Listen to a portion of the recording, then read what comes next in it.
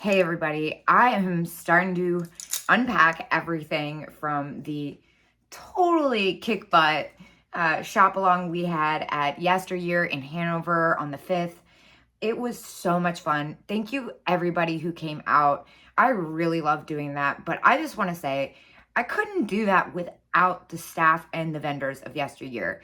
You know, it takes a lot of work to do one of these, and I do it because it's fun, honestly.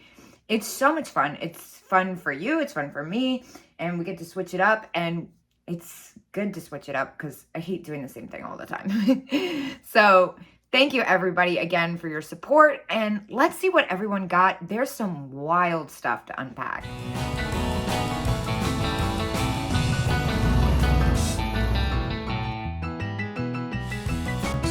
So I'm not sure how much of this I'm gonna get through. I have 5 boxes of stuff. Oh, hold on, let me get the receipt. That would be helpful. So we did it again, the extra long crazy receipt. We actually spent less than we did last time. We spent $999. So people got some great deals and some even better stuff. I can't wait to share it. So a lot of people have asked me, how does this work? How does the pricing work? What happens is I add 50% to whatever the tag is. So some of the vendors were running sales, like 20% off, so I added 30%. That covers whatnot fees, which is basically 13% when all is said and done. It also covers my shipping materials. You don't even want to know how much I spent in shipping materials on the last one I had in these. I mean, I sold over 150 items on the last whatnot sale, and I have to pack it up and ship it out. It takes a lot of work. It takes a lot of time. When, you know, a couple people were like, oh, but the tag says this. And I just want to make it clear that I pay for the items up front, and I pay for all the packing material, and it takes hours. I can't even tell you how many hours I put into the last one, because quite frankly, I lost count on like the first couple days. I mean, the first day alone between, you know, getting prepared and getting home and unpacking the car, it was like a 16-hour day. I expect another 12 hours or so today in unpacking and cleaning and getting the tags off and boxing. And I'm glad they left the tags on, because otherwise some of this stuff I'd be like, when I looked at the receipt. But that's just kind of a brief synopsis of what the fees go into. First up was this little nodder pin. This was $4. It is made in Japan, which is really neat. I guess I should show it properly. That would help. It kind of looks like woodpecker, and it was only $4. It's just like a fun little brooch. Starting at $12 were the butterfly, well, the tag. I'm just going to read the tag prices. I'm not going to go through and figure out what discounts were what. It's just too much. There's over 100 items here. So I'm just going to kind of show it off and show you what the vendor tag was. Again, some of the vendors were running 20 to 30% off, but for the most, I just want to show off the tag because otherwise it's super confusing. I love these metal vintage home interior butterflies. There are a set of 3, and this was marked at $12. Check out this super cute little Dutch boy planter. This guy was 8. I absolutely love his expression. I do believe this is a Napco. I'm not sure though, because it is marked with the numbers, but I actually haven't seen this exact version before. Next was this really cute little vintage hand-painted oval tin at $8. I love the colors on this, very Victorian kind of country. Okay, next up, super pretty pink depression glass, Madrid pattern depression glass salt and pepper shakers, and I love that shade of pink. They were so clean, and they were marked at $15.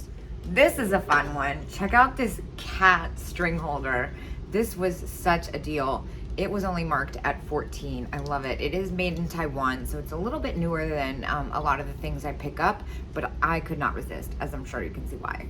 And you know, I love my little elephants. This one was so cute. This one was only $6. It is USA pottery. It's in like pristine condition. And then we also picked up this flamingo. This one was also marked at $6. I am obsessed with this one. This is a vintage Fenton Silver Crest pink white rose bowl. Look at the ombre on this. This is amazing, and this was only marked at 25.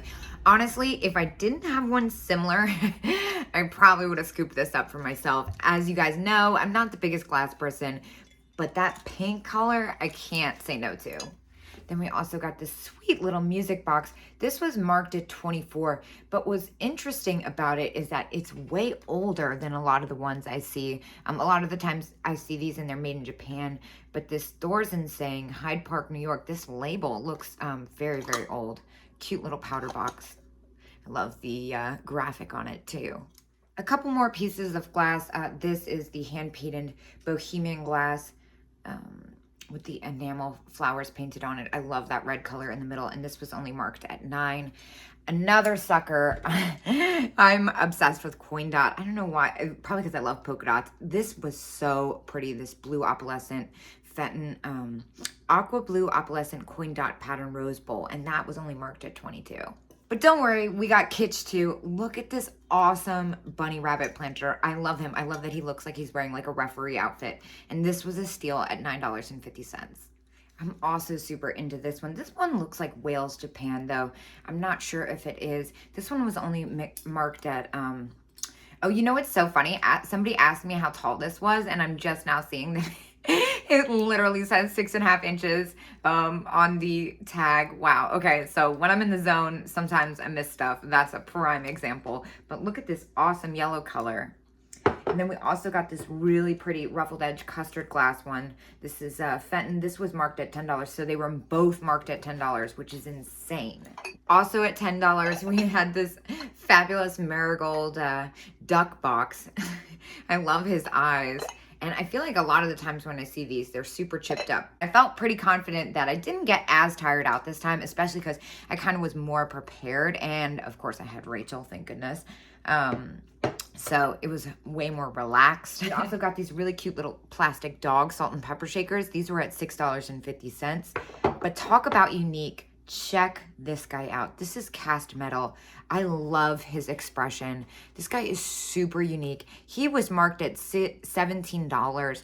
And I mean, he did have a little bit of wear to him, a couple little spots of damage. His umbrella's not properly attached, but how unique. I couldn't resist. This was actually one of the things I pre-selected when I was walking through the antique mall. I was like, oh my gosh, someone has to get this. Otherwise, I'm going to buy it and put it on here anyway, because there's no way I'm leaving something this fabulous behind.